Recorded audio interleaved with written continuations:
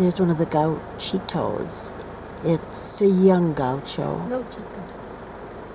But is it supposed to be like a patron or? Yes, it's of the driver, mostly the truck driver. Oh, it's the patron saint of the drivers. That's right, the truck drivers. Gauchito on the carob tree.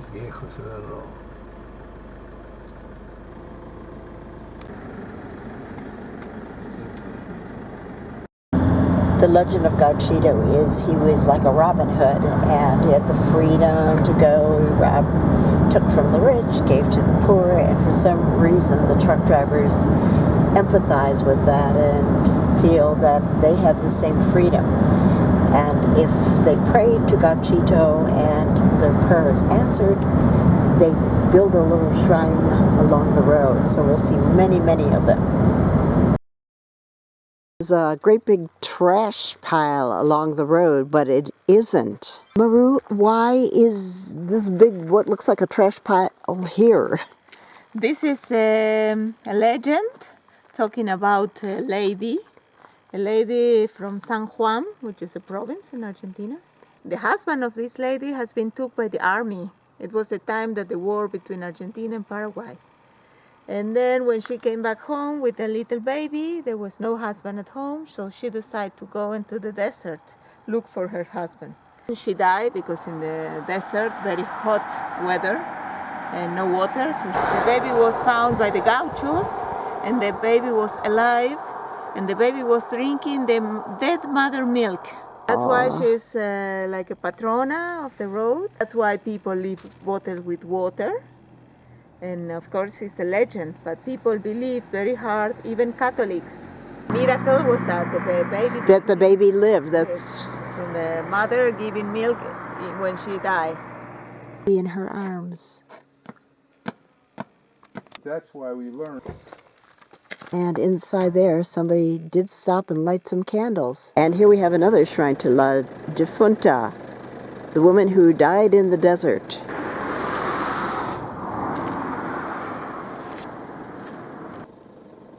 It's interesting how people have left tires, whatever they've got. And there are different statues of her. Small ones, big ones. All these water bottles have water in it. It is so she doesn't die of thirst in the desert. Bread oven, right there. Can they just bake one loaf at a time? Is that how they do it, or do they put in many? No, they put many. Look inside, their floor is big. So they put many on the floor. This bread is so heavy and so dense. I bet it's well over a pound or two. And up here you can see what happens when it rains. The adobe starts running down the sides and it has to be, well, I would say replastered, but they call it remuddied every single year after the rains. Gauchito. We have not seen one in a long time. We've got a high altitude driving day to Salta from Cachi, and this entire area is going to be vineyards. They've already started planting. Hess, the Swiss company, will have the highest altitude vineyards in the world at 9,000 feet. We are in Cardones National Park. Cardones is just another word for cactus or cacti, and they are protected. I know Maru told us that they germinate all at the same time. Is that correct? More or less, yeah, 30, 50 years, because they need special weather conditions, like humidity, heat. And these nanny plants protect them.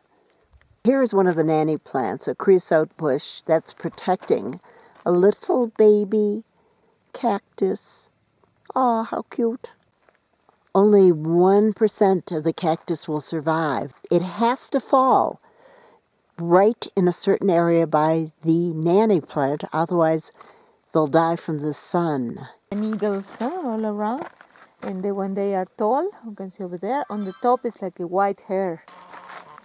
That's why the birds can see it. The cacti are protected. It's forbidden to cut the plants in the national park and throughout Argentina, not just here. There's a bird's nest between the arms on this one. In their first years of life, they cannot store water and are liable to die of thirst.